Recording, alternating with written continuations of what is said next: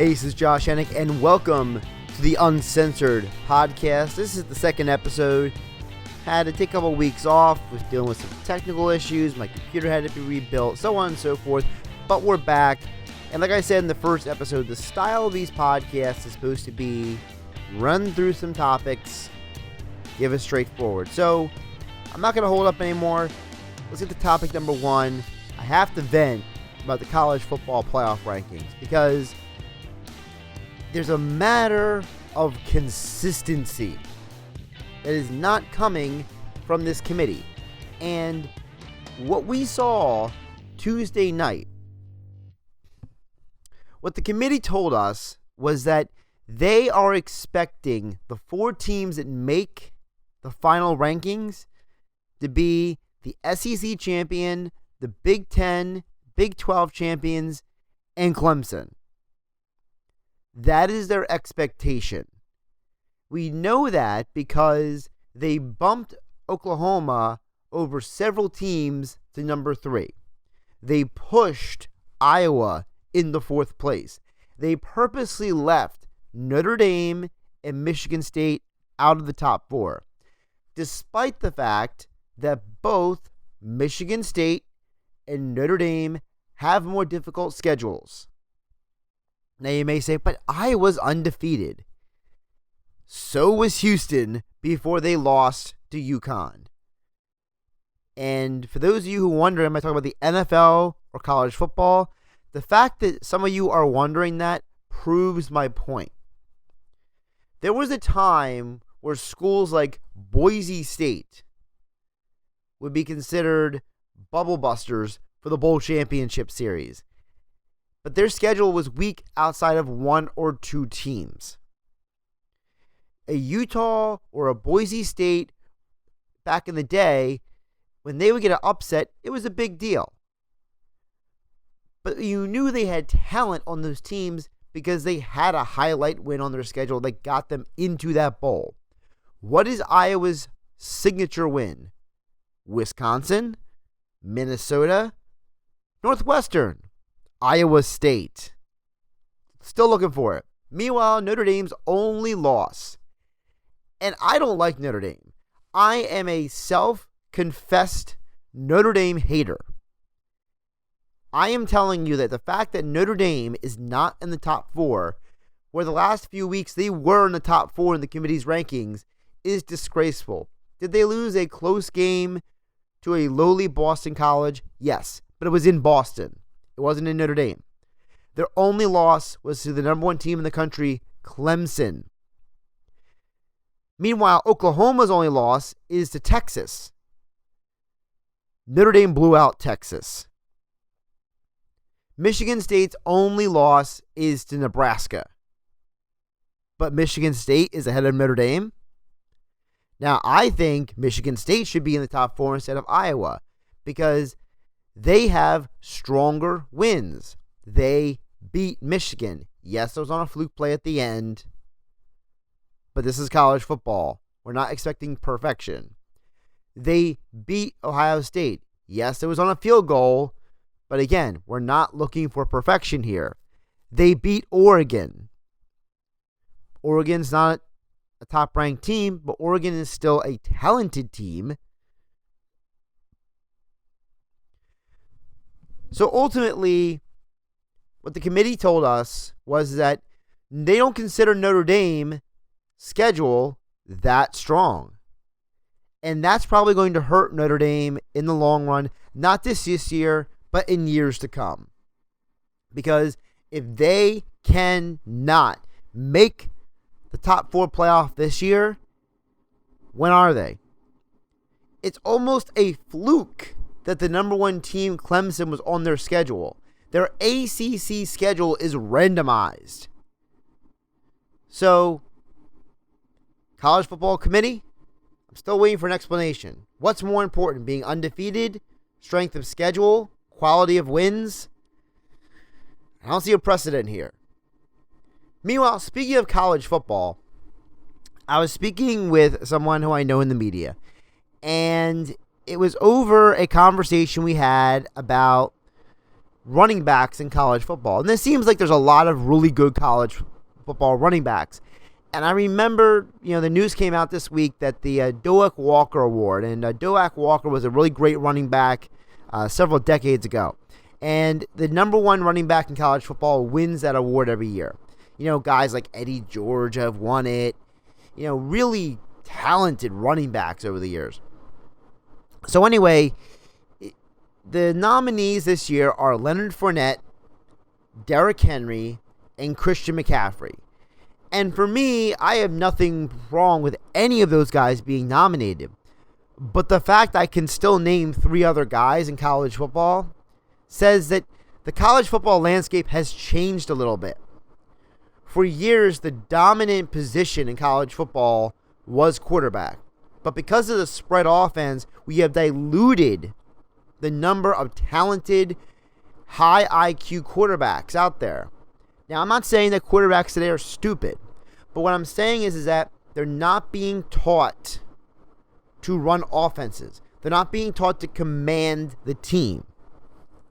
One of the things that made Johnny Manziel, despite his lack of size, despite his pure quarterback ability, was that he was a playmaker.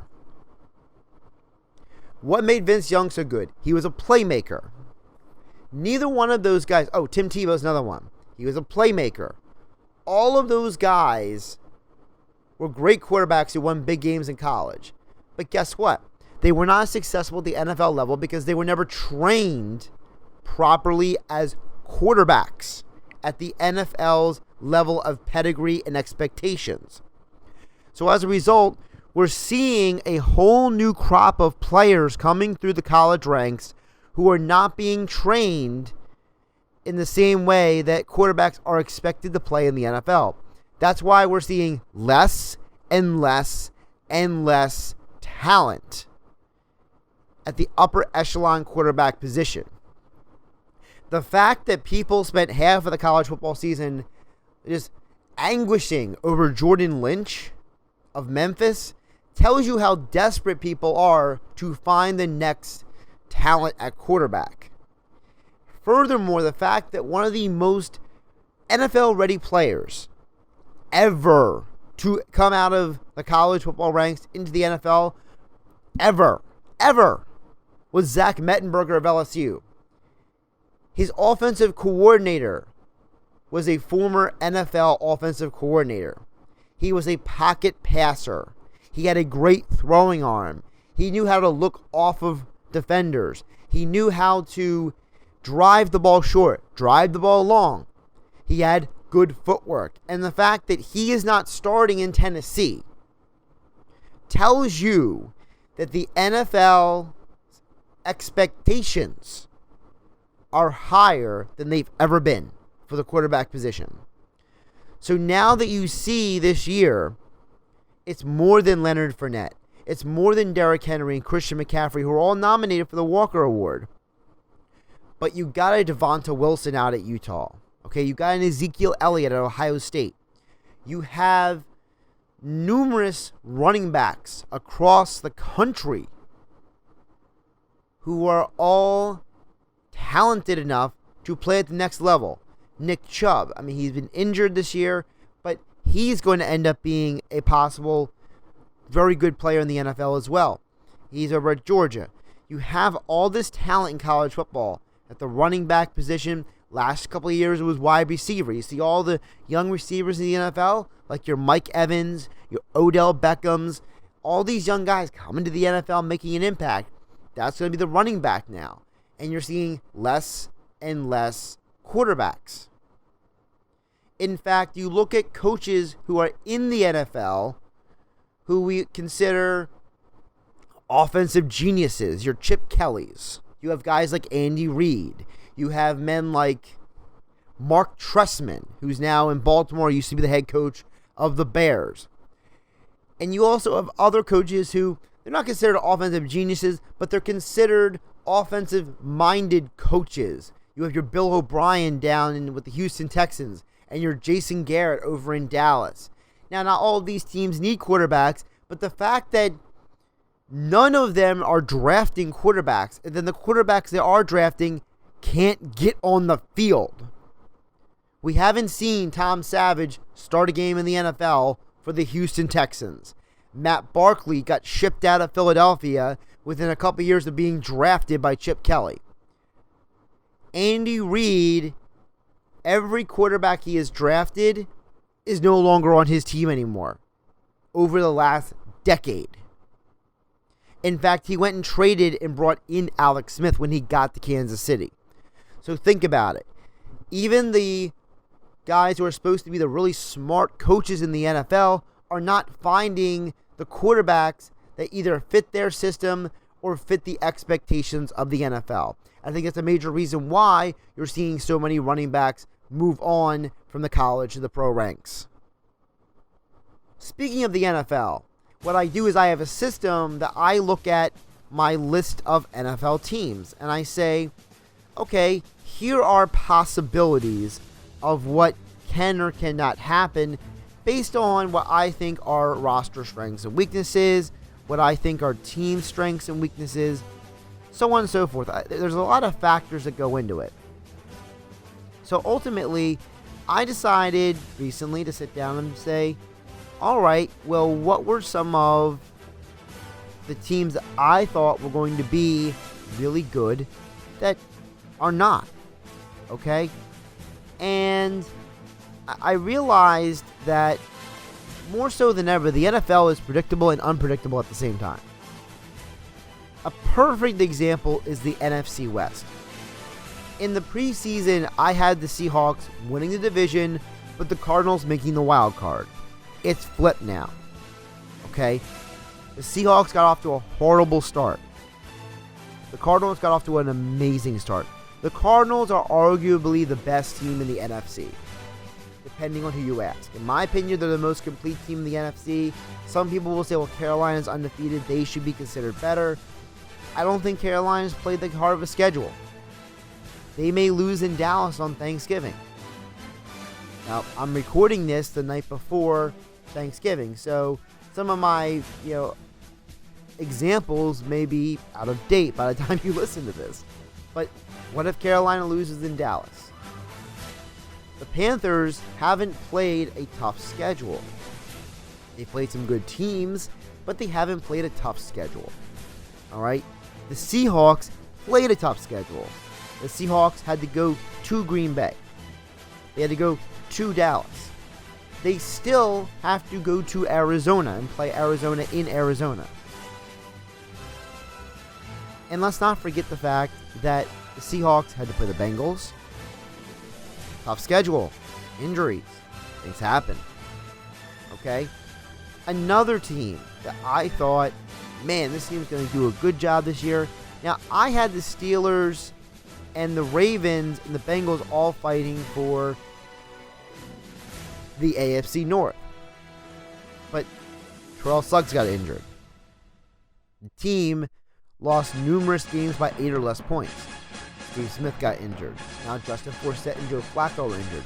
This team is in a downward spiral to the point where their starting quarterback now is Matt Schaub, and there's an argument going on between upper management and offensive coordinator Mark Trestman about who the new backup quarterback should be gotten off the waiver wire. So obviously that team's a mess. Did I think the Bengals would start out the season as hot as they did? No. Did I think they could win the division? Yeah, because they have the most complete roster in the NFL. I still don't believe in Andy Dalton, and you've seen in games that he's not been that good.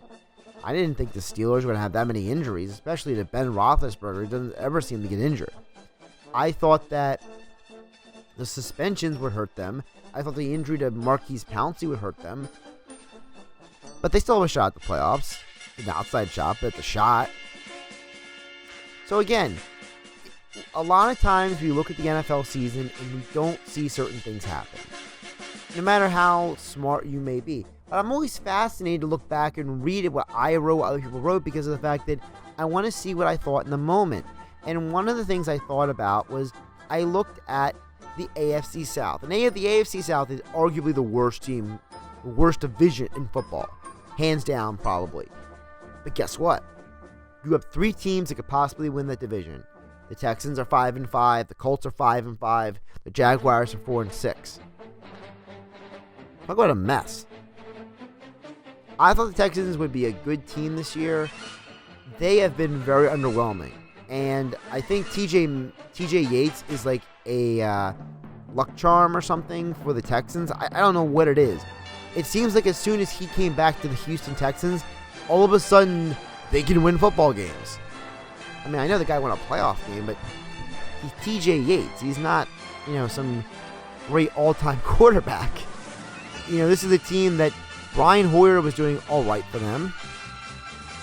They had to get rid of Ryan Mount. That was a disaster. They bring in TJ Yates. He comes in after Hoyer gets a concussion, and he's played well for a couple of straight games now. It's like, wow. TJ Yates. One playoff win. Let's remember that. Got more playoff wins than Andy Dalton does. It's amazing. And the Colts. Talk about a team that is poorly constructed. If it wasn't for Matt Hasselbeck and his leadership, that team that team could be 3-7, 2-8 maybe at worst. I mean, there were games they should have lost if it wasn't for Matt Hasselbeck coming in for Andrew Luck the way he has. So, it's amazing to me in football, we get so hung up on predictions. Oh, and I got one more for you. How about the NFC East with the dumpster file that is the Eagles? And the drama that has been Dallas. And the Giants with one of the worst defenses in the NFL. I mean, the Giants defense, thanks to injuries and miscalculations by upper management, the defense is a guy who was pushing carts at ShopRite. They also have a guy who was the track team coach at your local high school. I'm not literally saying those guys there, but there are so many guys in this Giants defense that it's gotten to the point where I'm watching Giants games and I forget who these guys are, and I have to look it up again and again. And I'm supposed to know players on rosters. I can name guys on the Vikings defense. I can't name you many guys on the Giants. I mean, there's that guy Moore, but he's one of the most undisciplined talents in the NFL. I mean, that guy can't afford not getting a penalty.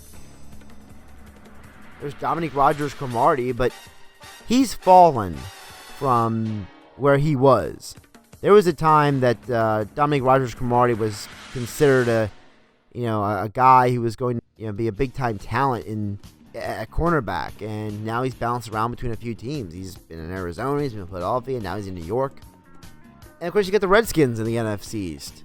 They're just kind of like, they're staying around long enough to be dangerous. And that's what I've heard other people say this numerous times, but I agree with them. You could see them backdoor into that division. The Redskins are not a great team, but if they win just enough games, 8-8 can win the NFC East. I mean, yeah, the Eagles could still win it. The Giants could still win it. I mean, the Cowboys, if happenstance happens and they win out with Tony Romo working Tony Romo magic, anything can happen. All right, I want to wrap up with some mixed martial arts talk. I haven't had a chance to publicly comment about Ronda Rousey yet and her loss to Holly Holm. And I know hindsight's 20/20. And so I'm not going to sit here and say anybody told you so or you should have known or any of that garbage. What I am going to say is, at what point do we have an intellectually honest conversation about martial arts? Ronda Rousey has a background as an Olympic-level judo practitioner. That means her skill set is more than just, I can do arm bars. She is highly trained and highly experienced at getting you into vulnerable positions. Holly Holm, a multiple-time boxing champion in different weight classes over a long period of time. Holly Holm, when she left boxing, went to Greg Jackson's MMA schools. She is trained in training camps with some of the top fighters in MMA. She has trained under one of the greatest under one of the great strategists in MMA. I mean, technically, if you really want to get down to it, the 3 best MMA coaches out there in terms of strategy. I'm not talking in terms of, coaching, training. I'm talking about in just pure strategy. You have Matt Hume. You have Matt Serro and Ray Longo working together. And you have Greg Jackson. So you have a championship boxer training with some of the top MMA fighters on the planet, being coached by one of the greatest strategists that MMA has ever seen over the last 20 plus years. But people assumed that Ronda Rousey was just going to run over this girl. Great boxers have one thing that people underestimate. That's great footwork. How do you neutralize a great grappler? Great footwork. What does Holly Holm have? And she showed it against Ronda Rousey. Great footwork. So at what point were people going to give Holly Holm a chance in this fight? I told people coming into this fight, because I wasn't going to pick this fight because I felt uncomfortable picking it for 2 reasons. 1, because I wasn't going to watch it. And 2, I knew that no matter what I said, people weren't going to remember the full thing of what I said. So I didn't get involved in predictions. Now let's get back to the reason why I didn't watch it. I didn't watch it because I did not feel like it was worth my money to put money down for a mediocre MMA fight card. There were some good, really good fights on that card. But I knew that Joanna was going to win her women's title at 115. I knew the Mark Hunt fight wasn't really going to be that great. Someone was going to knock someone out. Whoopee. I've seen knockouts before. You want to see knockouts? Just look up Chuck Liddell highlights. Okay? I am frustrated as an MMA fan and as someone who's covered MMA for years that the MMA art, and I believe there is a bit of art to this, of building a intriguing, engaging, exciting fight card, is being taken away from us as we know it. It's gotten to the point, and I mentioned this on Twitter, one of the best people at building a fight card is Shannon Knapp of Invicta. And the problem is that 60% of people who watch MMA have no clue who Shannon Knapp is and what Invicta is. And if Invicta wasn't streamed on UFC Fight Pass, most people who are hardcore MMA UFC fans, but they don't really know MMA, wouldn't watch Invicta either. Invicta is going to have a fight card coming out that is going to be a great fight card. It's going to be exciting. It's going to be interesting. But guess what? Most fight fans have no idea how good it is because either they don't watch women's fighting or they don't know what Invicta is. Chris Cyborg, who was rumored to fight Ronda months ago, is going to take her first shot at cutting weight below 145. And she's going to fight a lady who is very talented in Cindy Dandos. And you look at the rest of this card, you have other really good fights on there. All right? You have, a title fight between their champion Souza and Deanna Bennett. Deanna Bennett's a very talented women's fighter. Okay? You have a very young and upcoming fighter in Angela Hill. All right? She's going to be making her debut in Invicta on this card. Lisa Ellis is going to go against Amber Brown, 2 fighters who are grinders. And I specifically want to mention Angela Hill. This girl was on the UFC's Ultimate Fighter. She wasn't able to really gain any fight, wins traction in the UFC. So the UFC is kind of treating Invicta kind of like the minor leagues for women's MMA at this point. Because women's MMA, let's be honest, is still developing depth at a depth of fighters. And Angela Hill is a super talented, athletic person who is still learning the fight game, who has explosive power and explosive speed and is a sponge.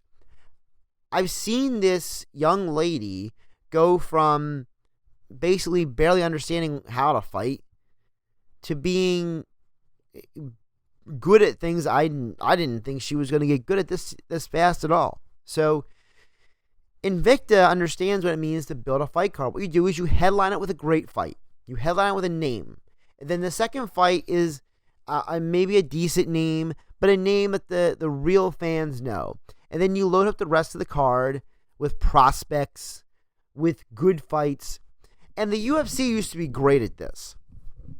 But they've gotten to a point where they have so many events every month. They are so spread thin on their roster that the quality of fights and the fighters that they promote are lackluster. There was a fight this past weekend headlined by Kevin Gastelum that I had no interest in seeing because they're trying to push the guy that Gastelum is fighting on me. I know who he is. Magny's a nice fighter, but don't tell me he's a contender. He is as much of a contender as half of the 155-pound division in the UFC. Any guy can go on a win streak in MMA. Sometimes you get lucky. Sometimes guys get injured. Sometimes guys don't come in on their A game. But the truth is that the UFC is not always building great cards anymore. And I don't feel like, as a consumer and as a fan, dishing out my money when I can watch the same fights everyone talks about streamed afterwards on the internet. Until they find a way to shut down people taking fights and putting it all over the internet, they're not going to incentivize and force me or anyone else to have to buy the pay-per-views.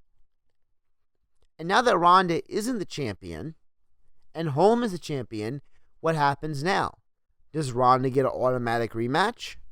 Does Ronda have to fight somebody else and then get to go back for the title? Does Holm fight Ronda? Does she fight Cyborg? That's a good question. If Holm doesn't fight Rousey, because Rousey has said before this fight happened that she wanted to fight at UFC 200. Well, that's not for several months. She's already on a 60-day no contact suspension. So we know that Ronda's not going to be able to even be in the training camp for 60 days. So she won't even be able to be in the training camp until the end of January. Okay? Medical suspension. Nothing you can do about it. So at what point do we sit here and say, how long does Holly Holm have to wait? Now, if Holly Holm wants to wait for Ronda, that's her prerogative. She can pull off a Chris Weidman with Anderson Silva and beat her again. I'm not saying she will beat her again, but you can go through that same motion. That's great. All well and good. But we've seen this before. Legendary fighters always have that one person who can beat them. For BJ Penn, it was Frankie Edgar. He just can't beat him. Can't touch him.